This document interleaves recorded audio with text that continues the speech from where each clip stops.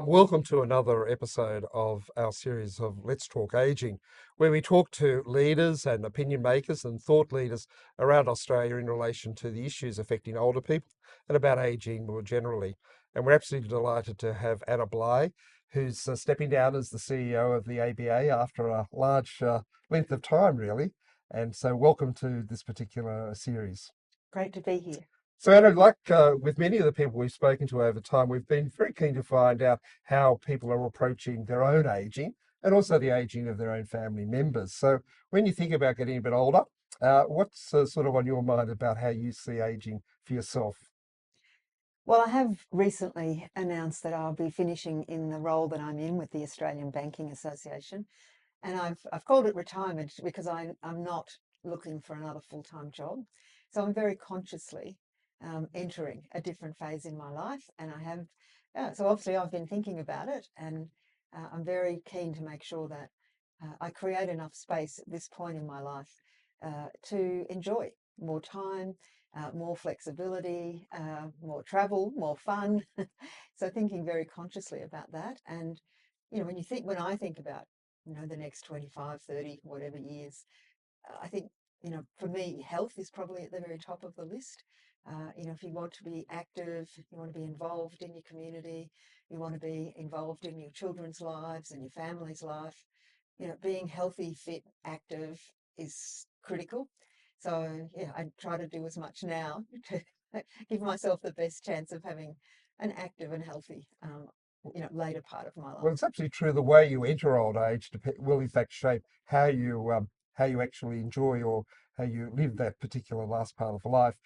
In those sorts of areas, do you think Australia is in a better place to be able to support older people to have a rich and nurturing sort of experience? Well, I think we definitely should be. We are a prosperous country. We are able to provide, good healthcare throughout for all of our citizens throughout their life. Where compared to the rest of the world, we're well educated. Most of us know, you know, what to do to look after ourselves. We're none of us are saints, and we all, slip off um, the straight and narrow sometimes. But I think we are a country that should be able to provide uh, very good quality, later stages of life, be able to provide people with the support they need to stay at home, to stay living at home for as long as they want to and as long as they can. And then for those who can't, to provide experiences that, you would want for yourself and for the people that you love. Yeah, and you've been in public policy. You've been the Premier of Queensland. You've now had this very important role with the Australian Banking Association. Do you think public policy is keeping pace with the needs and aspirations of older people? I think we're doing better than we used to, but I think there's always room for improvement. I think it's fair to say that the voice of older Australians is sometimes easy for decision makers to ignore. Given your experience in the Australian Banking Association, we often hear a lot of criticism by older people about what's happening in the financial services and the banking industry. What's your take on that and the future of banking and financial services for older people going forward? I think what's happening in banking is, actually reflective of what's happening across many parts of the economy. We are seeing, as I said, in Australia, we're a prosperous country. We're very rapid adopters of new technology. After the Scandinavians, I think we're about the third in the world for the speed of adopting new technology and particularly new financial technology. So we're one of the fastest users of, converting to something like an Apple Wallet and paying with our phone, for example. Much higher rates here than you'd find even in the US, where they invented it. Um, so what that really means is we're seeing a really rapid, fast-paced transformation across the economy, and banking is certainly part of that. So yes, we are seeing many customers, absolutely dive into the digital banking experience. And I'd say a couple of things. Firstly, I think we need to be careful about, you know, stereotyping older Australians as people who don't like technology or don't know how to use it or don't want to use it, because we see, banks can see many older Australians and, well into their 80s and beyond, using internet banking to pay their bills, enjoying all the convenience of that. but they also know that they have customers for whom that is much more difficult. They feel very overwhelmed by it. And I think the challenge for banks and the challenge, for governments is as these changes continue, like AI, for example, it's only 12, 18 months ago that generative AI became something that anybody could access. And the way that's going to change the way we do everything is hard to comprehend, I think. But make sure we don't leave people behind. And, that for many Australians, face-to-face banking, the use of something physical like cash, even passbooks, is a really important part of their banking, and they would find it quite difficult Sure. to not have those. So yes, banks are, they've got one foot in the new world where, for all the right reasons, their customers expect them to keep them safe online, be investing in new technology, giving them the best that there is, and one foot in the old world where they're keeping branches open in places where they've been, not used So, very much at all. They are closing some branches because they're just not being used. So it's an awkward time, I think. But banks are very aware that there are some of their customers really need. would you say the banking and financial sector are listening to the voices of older people in those considerations? And if so, what's been your experience with the ABA in terms of listening to the concerns of, people at different stages of that aging process? Mm. Yes, I do think that banks are very conscious that their customers range, right across the age spectrum, and that many of their older customers have been with them for 50, 60 years. These are some of their Yeah. loyalist customers. Some of them are some of their most prosperous customers, so they've certainly, the spectrum of customers is something that I know banks think about. They do work with organisations representing older people when sometimes when they're testing technology, people who might have, perhaps not the best hearing, or they're starting to be a little visually impaired, the things that age does to, for many of Sure. us. So they do have older people come in and when they're testing technology and, to try and get that Yeah. right. But they are also keeping, some of their branches open in Right. places where, if you were just applying an absolutely commercial lens, you probably wouldn't. Right.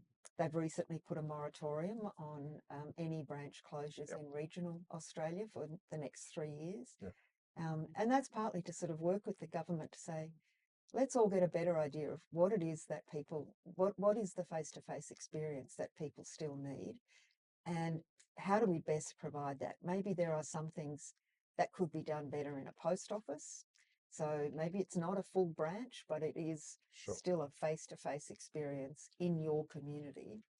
Banks will be, they'll be working with government to find the best way to ensure that people who need that face-to-face for their essential banking services can still access that in a way that is practical and helpful. One of the big issues that you've been championing, and you and your members, it has been in relation to financial abuse of older people. How far along the way do you think we are to really getting a robust response to both the prevention of and responding to the actual abuse that's occurring through the financial services systems? Well, I have to say, I was actually very pleased in the last term of the government to see the Parliament open an inquiry into financial abuse, and it looked at financial abuse in both a domestic violence situation and in a situation where an older person might be being abused by family members. So, really that big focus on families taking advantage. And I thought that was a very encouraging sign because it was a bipartisan parliamentary committee. And I thought, that's probably a sign of the times that, unfortunately, as more of us live longer, it is likely that more of us will experience some form of cognitive decline. And that makes us very vulnerable to people who want to take advantage of us. And I think for banks, they are very conscious that they are often at the front line. In some ways, they're first responders. Yeah. Financial abuse can be very invisible, and often the person who's the victim doesn't realise that they're being abused. Mm. And because they're not necessarily in full control of their bank accounts anymore, they might have given someone they care about and trust power of attorney, for example.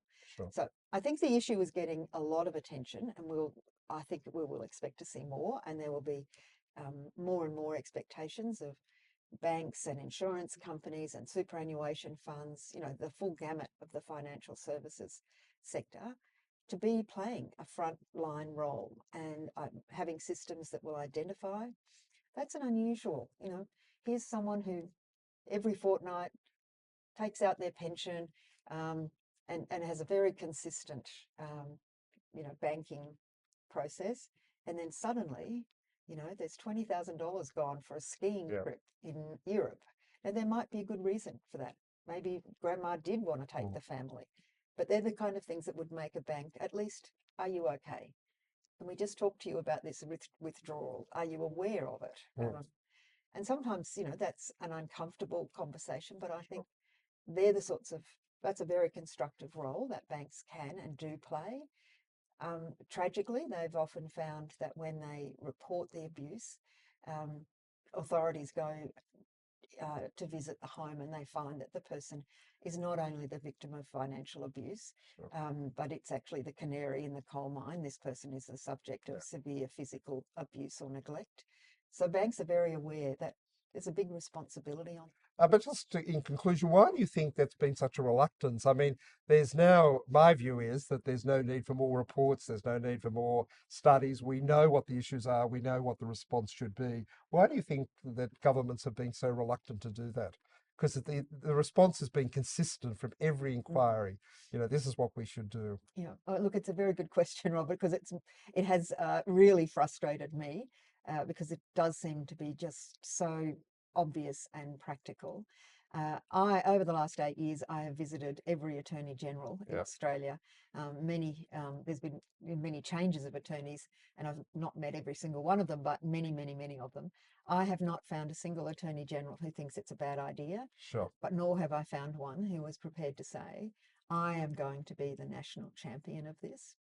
And, in my political experience, getting national uniformity of laws is actually quite hard without a champion.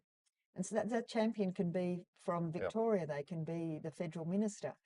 But, Commonwealth state relations are very slow and sludge-like. So you need someone who's prepared to keep pushing something through. So I think we just need to keep pushing. We will find a champion for this. Well, that optimistic note where you'll conclude and say thanks to Anna for participating in this series. And as I always say, age well.